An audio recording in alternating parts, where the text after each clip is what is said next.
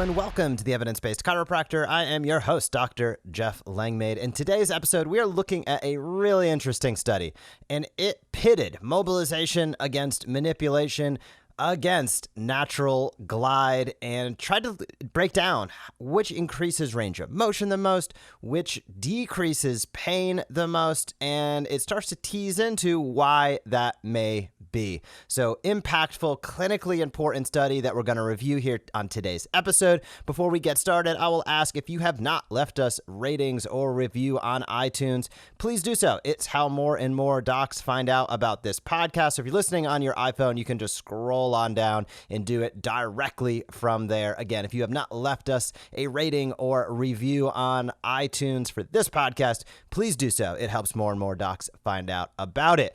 And on today's episode, as I said, we are breaking down a really interesting and important study. So this came out in April 2015 in the European Journal of Physical and Rehabilitative Medicine. The title of the study is Mobilization versus Manipulation versus Sustained Apophyseal Natural Glide Techniques and Interaction with Psychological Factors for Patients with Chronic Neck Pain. And this is a randomized controlled trial. So let's take it from the top. We understand that chronic neck pain is a hazard. It relates to decreased quality of life. It relates to increased disability. And what I've seen is anywhere from 10 to 30% of individuals who have neck pain will go on to have chronic neck pain.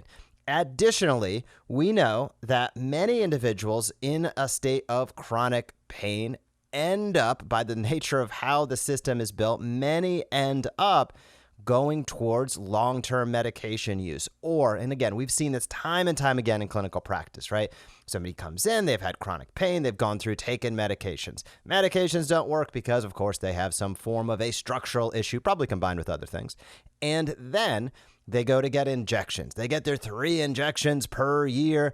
And not only does that have the opportunity, it doesn't happen every time, but the opportunity to further degrade the joint, which is a self-fulfilling prophecy for more pain, but again, a lot of temporary pain relief without taking care of the inherent biomechanical challenge, or in some cases, psychological challenge as well. So this is a really important aspect of things when we're looking at it from a conservative care perspective and saying, okay, there's mobilization, there's manipulation, there's natural glide. How do these things play out clinically, and which might have the best efficacy?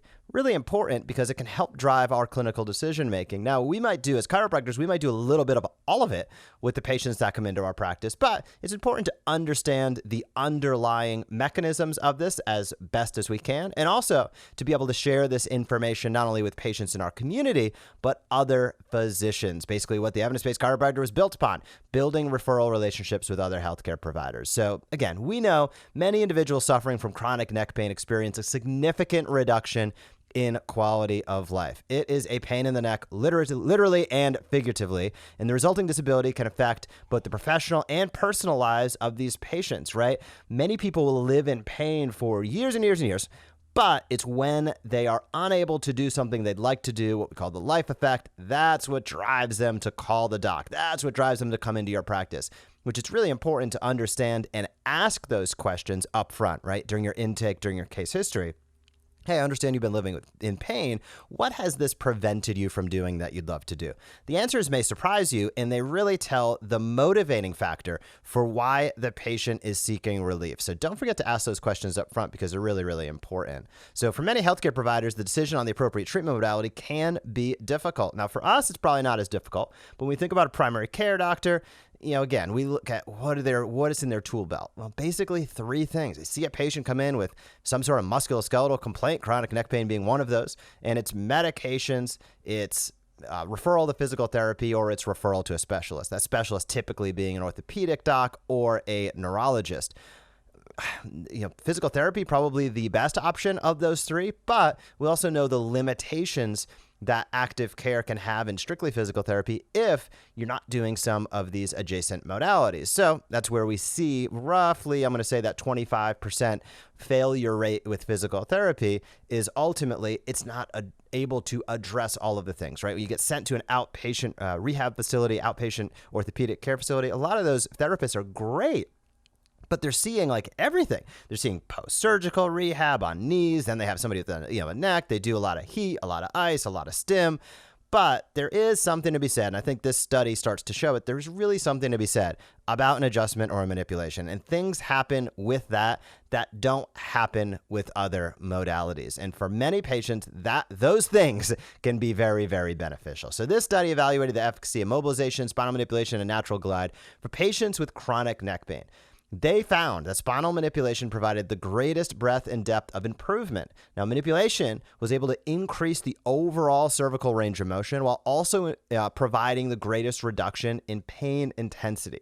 So these are really, really important things. I'll break down a few numbers, then we'll dive into some important quotes from this study. So when we look at cervical range of motion, we know, having a full range of motion is really imperative to establishing proper biomechanics. I think there's some correlation, don't quote me on this, but I think there's some correlation between having a good range of motion and really having a decreased likelihood for pain, right? Our bodies are designed to move. Restrictions that limit that motion can create compensations and altered biomechanics that over time can create challenges to the joints and ultimately pain, right? So range of motion is generally a good thing.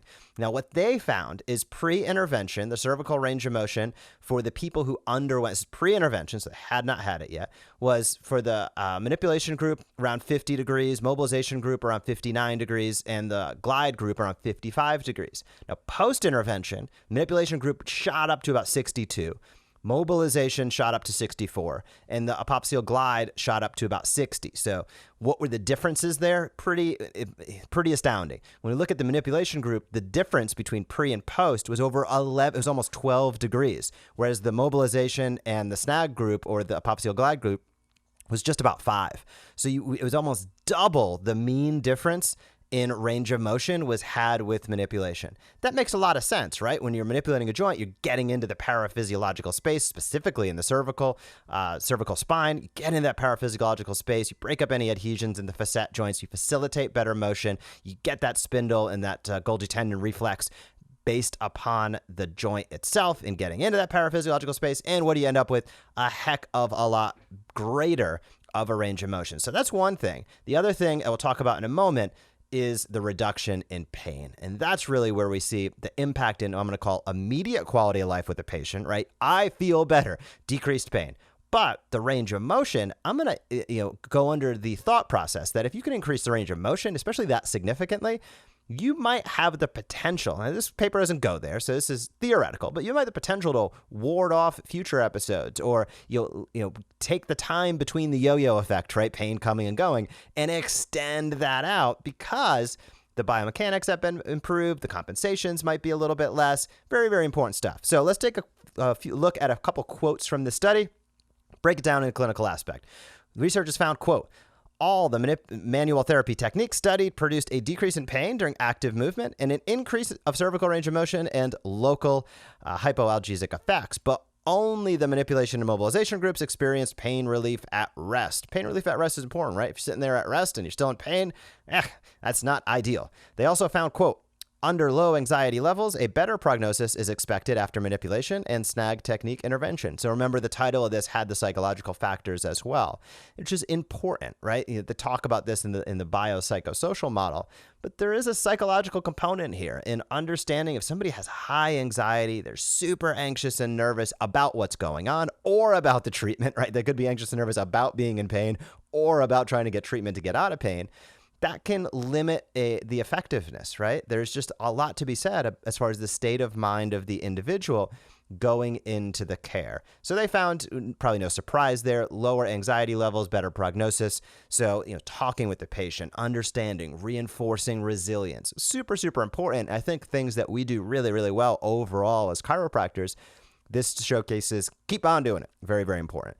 And finally, the researchers found, quote, high velocity, low amplitude manipulation group showed more reduction of pain intensity and rest and more increase of cervical range of motion than the others. So that's really putting a bow on everything. The adjustment group had a greater decrease in pain intensity. So it was a better outcome in terms of pain relief. And also, again, we looked at about more than double, as a matter of fact, over double the mean difference in cervical range of motion. pre to post intervention. So very, very important clinically, from a variety of standpoints. Number one is, this was it's a randomized control trial as well, which is the highest aspect of research, except for maybe a double-blind randomized control trial. However, we look at chronic neck pain. Chronic neck pain has to start somewhere. It always starts in acute neck pain, right? So, keeping in mind as patients come in, what's their anxiety level? How are they feeling? How are they feeling about the pain, and how are they feeling about the potential to find relief? These factors can be really, really important in that patient's ability to find long-lasting relief. The other components of that is understanding if they have apprehension. What are the best ways, best tools, best techniques that you can choose as their clinician to help not only reduce that anxiety around the care, but also to improve the results? So it's a lot to be said about decreasing the anxiety. Now, when we take that one step farther, as I touched on a few minutes ago, when we see pain, maybe 30%, 10 to 30% of individuals with acute pain go on to chronic pain. Understanding that you can not only head that off before it gets into chronic pain territory, very, very important. However, there's a second component here that is also clinically relevant. And that's understanding that even in individuals who are already in chronic pain, as this study showcased, there can be significant benefits through what you do as a chiropractor, whether that's in manipulation, whether that's mobilization, or whether even that's the glide techniques. And displaying that, educating other healthcare providers and the public, the people in your community about that it's critical. And here is why. There's many individuals, and I saw this time and time again working at the surgical group and the orthopedic group that I practiced with for years, where patients would come in and based upon the fact that they have been in pain a while, they're like, I'm past the point where a chiropractor can help me. Which is completely foolish, as we know. But that's a very common belief that chiropractic is, let's say, the bottom of the pyramid. And if you've already failed medications or injections, well, there's no way a chiropractor could help me because I've already gone beyond that. And the research shows us time and time again that that's just not true. But perception's reality. You have to get out there and tell that story time and time again so that you can make that change in your community. I'm going to go also and say, for many providers, the same thing holds true. If you go into a primary care provider, you go to see a neurologist, they see a disc bulge on a film and they're like, oh boy, here we go. It is time to head into injection territory because there is this big time structural issue. And it's just not the case. This is where it gets back to understanding, knowing how to let the neuroradiologist do their job, but knowing how to read and understand the sagittal and the axial images if somebody's already had an MRI and being able to explain it to a patient live with them in a way that makes sense and is congruent and is obviously medically true is so important. Because you start to build trust with that patient. They start to understand that you know what you're talking about and that the recommendations aren't just based off of, hey, I have a hammer, everything looks like a nail, but it's based off of the fact that you understand what's going on, you know the biomechanics, and you know the fact that the body is so dynamic that quite often in the absence of red flags, the patient has a very good likelihood of getting a fantastic result in your practice. So I'm putting together a lot of different things there, but all things to think about clinically. I'm just reinforcing to you the importance of not only understanding the research that we dive into week after week on this podcast, but the central aspect of it is also translating that knowledge. It's fantastic for you to know, but it starts to make an impact on your practice when the people and providers in your community know. So if you want help with that, head over to the Evidence Based Chiropractor. We do that all day, every day. If you want help being able to read MRIs better, we have a course on that. But bottom line is, take what you learn each and every week on these episodes of the Evidence Based Chiropractor, utilize it to bridge the gap, build relationships, and ultimately help more people in your community. If you have any questions, hit me up, Jeff at theevidencebasedchiropractor.com. I hope you have a fantastic week in practice, and I'll talk to you soon. Thank you for joining us on this episode of the Evidence Based Chiropractor. If you want to grow your practice, come back for next week's episode. If you want to grow faster, visit theevidencebasedchiropractor.com and join our MD Marketing membership today.